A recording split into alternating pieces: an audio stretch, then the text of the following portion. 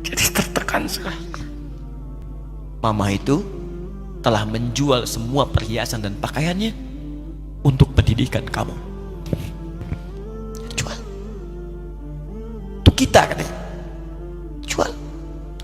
Dan bertahan dengan 150.000 per bulan saat krisis. Jadi rupanya ibu saya itu makan nasi sehari cuma sekali. Beliau mengajar. Di berangkat sekolah itu cuma makan pisang, minum kopi, makan nasinya malam. Saya bilang, ya Allah, saya akan ganti baju ibu saya dengan kain ihram dan saya gandeng tangannya di Masjidil Haram. A'udzu billahi minasy syaithanir rajim. Bismillahirrahmanirrahim.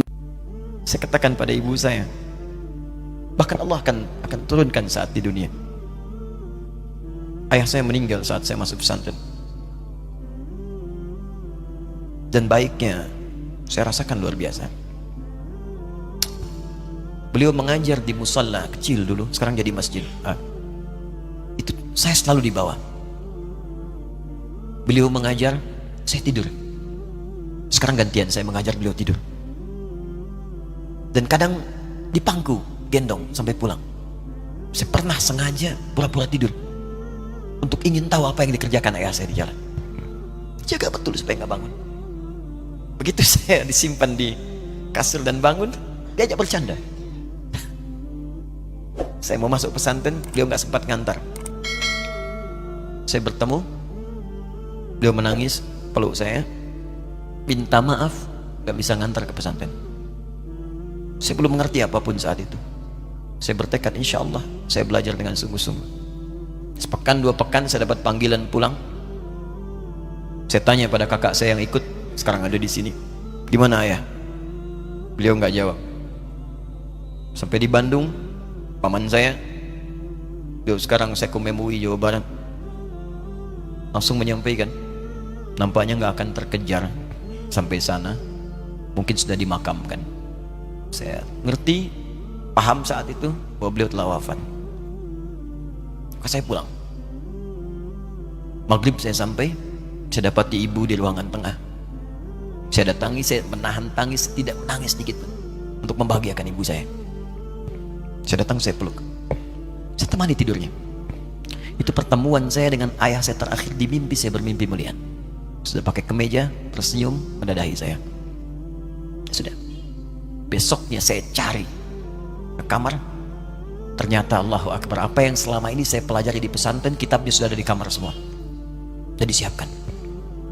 Saya menangis saat itu. Saya bawa mushaf.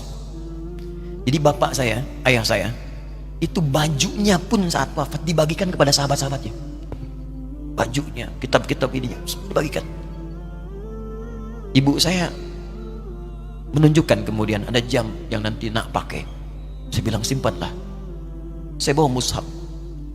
Dengan mushaf itu saya duduk di ruangan tengah, saya menghadap ke kiblat dan saya mohon kepada Allah, ya Allah, saya tak punya kemampuan lagi membahagiakan ayah saya saat hidup di dunia, tapi mohon jadikan setiap huruf dalam Al-Quran ini, ya Allah, pahalanya mengalir untuk ayah saya. Begitu saya bacakan saat itu, tak bisa saya berhenti, dan tiba-tiba langsung masuk ayatnya, artinya, posisinya, nomornya, gak pernah berhenti, masuk. Saya bertekad ingin berbuat baik. Puncaknya saya sekolah. Ibu, ya Allah, saya ingin berbakti pada ibunda saya. Anda tahu apa yang terjadi? Demi Allah saya katakan, ketika Anda bersabar, ibu saya, Bu, Pak, itu krisis 97, Pak. Waktu krisis, saya masuk pesantren, saya diberikan sempurna bekal seperti anak-anak lain. Rupanya ibu saya sudah tanya kepada santi-santi, orang tuanya, berapa bekal Anda kasihkan? Dikasih yang paling tinggi itu dikasihkan pada kami tiap bulan. Saya terima. Satu kali libur saya pulang dari jauh, ibu saya tersenyum melihat sedang jemur pakaian, lihat saya. Begitu saya tiba, kaget saya. Kok pakaian ibu saya, pakaiannya nggak cocok dipakai gitu. Ini bukan pakaian ibu saya, kayak kain pel lah kalau sekarang. Saya masuk ke rumah, saya kejar, saya buka pakaiannya, lemarinya, saya nggak temukan sedikit pun. Saya kejar kakak saya, dia sudah siapkan makan. Kak perempuan kami yang kedua, mana pakaian ibu saya? Perhatikan jawabannya. Dia menangis saat itu. Dia bilang, Mama itu telah menjual semua perhiasan dan pakaiannya untuk pendidikan kamu. Jual. Untuk kita katanya. Jual. Dan bertahan dengan 150.000 per bulan. Saat krisis. Jadi rupanya ibu saya itu makan nasi sehari cuma sekali. Beliau mengajar. Di berangkat sekolah itu cuma makan pisang, minum kopi. Makan nasinya malam. Saya bilang, ya Allah, saya akan ganti baju ibu saya dengan kain ihram dan saya gandeng tangannya di Masjidil Haram. Itu apa yang terjadi? Begitu saya kuliah di Libya, alhamdulillah, saya berangkat, saya mulai mengajar, saya serius belajar. Saat itu kemudian Allah mulai berikan jalan. Saya ingin sungguh-sungguh. Malam saya bangun, saya sholat, saya belajar, saya menghafal Quran, saya belajar riwayat Quran. Sampai puncaknya tiba. Saya ditugaskan pemerintah Indonesia saat itu untuk jadi petugas haji di Mekah. Saya telepon ibu saya. Saya bilang, Ma, saya insya Allah akan haji 2010. Saya telepon Februari saat itu. Saya dengar suara, terbayang wajahnya indah, senyuman, bahagia. Alhamdulillah, nak. Kapan berangkat? Tahun ini insya Allah. Saya bilang, dan saya tidak akan pernah berangkat kecuali mama pun akan berangkat. Terdengar nada pesimis tapi senyum. Dari mana katanya? Allah akan kasih, saya bilang. Saya sedang bekerja berusaha karena Allah. Mustahil Allah akan sia-siakan gitu. Berapa butuhnya? Porsinya 25 juta. Kapan harus ada? Bulan Juni. Ya, jadi dari Februari ke Juni itu. Ya, Juli bukan Juni, Juli. Ya, jadi saya masih ingat tuh bulan 7, 5 bulan tuh. Saya ibu, Pak, nabung saya. Saya beli tabungan, saya niatkan untuk ibu saya haji. Bulan Juli masih setor 25 juta. Jadi semua tabungan masukin situ. Ada yang ngajar ngasih, masukin situ. Masukin semua. Tepat sepekan sebelum itu kemudian didaftarkan, saya buka tabungan. Allahu Akbar, karunia Allah luar biasa. Tadi butuh berapa? 25 juta. Begitu dibuka, Masya Allah, 1 juta. Karena beasiswa nggak banyak, 1 juta. Tapi 3 hari sebelum daftar, entah dari mana ibu-ibu pengajian di KBRI datang, Ustadz, ibu katanya mau haji juga ya, Ustadz mau haji ya, ibu ikut ya, sudah nggak usah dipikirin, nanti kami yang pikirkan semuanya. Tiba-tiba dikirim, bayar porsinya di sana, dapat koper paling besar. Bayangkan, tadinya kopernya belum datang, telepon lagi, nak koper belum datang katanya. Saya bilang, Ma, tenang aja, apa hajinya nggak jelas ini? Tidak jelas, saya bilang, insya Allah. Ya, nah cuman beritanya berbeda. Begitu saya telepon lagi, Ma, gimana bisa? Nah, telah keluar pengumumannya. Kapan, Ma? 2013. Loh, kan saya hajinya 2010, nggak bisa, harus 2010. Lihat kalimat ibunda saya. Nah, jangan pernah mengambil hak orang lain. Allah kasih 2013, alhamdulillah. Saya bilang, Ma, kita tidak harus mengambil hak orang lain, tapi kita meminta kepada Allah yang memanggil kita. Boleh jadi Allah akan berikan tambahan kuota pada tahun ini. Doa lagi, minta, datang ke masjid. Tiba-tiba ada sidang oki di Istanbul saat itu, keputusan 1/1000. Setiap ada 1000 muslim, 1 kuotanya. Saat itu Indonesia dapat tambahan 22.000, termasuk ibu saya ada di situ. Ya, acara malam Al-Qadar 27 Ramadan, malam masih ingat betul, saya jadi MC dengan rektor pada saat itu. Saya nggak pernah bawa handphone, tiba-tiba handphone itu saya bawa, berbunyi kemudian telepon itu. Saya minta pada rektor izin, saya angkat dulu, diperkenankan. Saya kemudian ke belakang masjid, saya angkat. Tiba-tiba saya dengar suara sudah menangis. Nah, katanya, kenapa, Ma? Alhamdulillah, Mama bisa haji. Ternyata kuota itu termasuk ibu saya. 5 bulan, Pak. Wena biasa. Nggak bayar tambahan, nggak ada macam-macam, bisa berangkat. Begitu saya berangkat duluan, saya tungguin betul di apartemennya, di maktabnya sampai datang. Begitu sudah datang, saya nggak sapa, saya lihat dari jauh. Bahagianya saya bisa mengganti pakaian tadi yang lusuh dengan kain ihram. Saya perhatikan, saya ikuti dari belakang. Di lift, saya ikuti. Di jalan, saya ikuti. Begitu sampai Masjidil Haram, saya gandeng tangannya. Ma, kita sama-sama.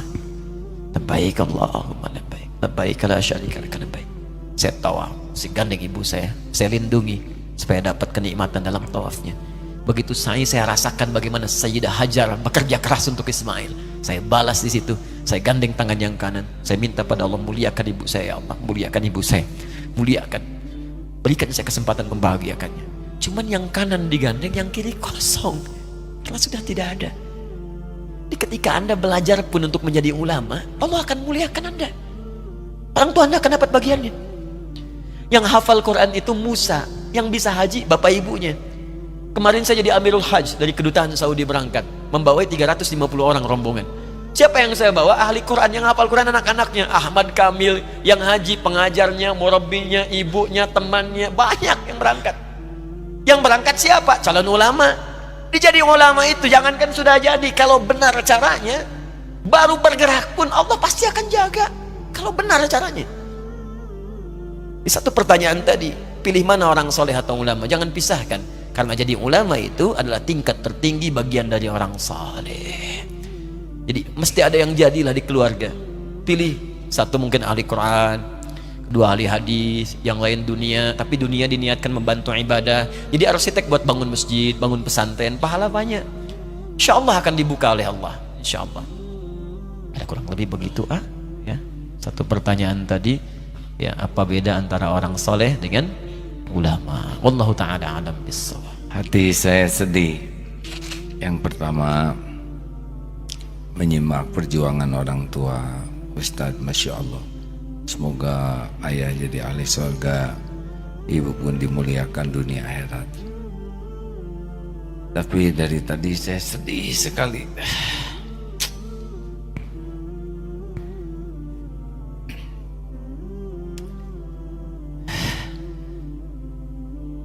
Mendengar uraian tentang ulama. Sejujurnya, rasanya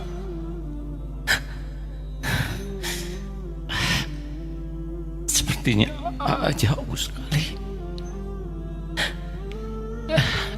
dari yang Ustaz sampaikan tadi. Saya kurang belum mengerti. Jangan kenapa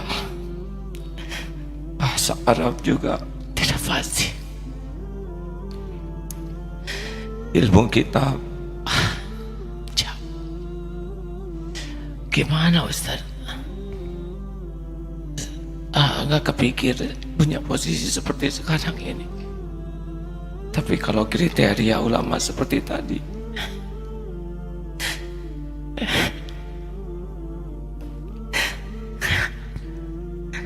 jadi tertekan sekali.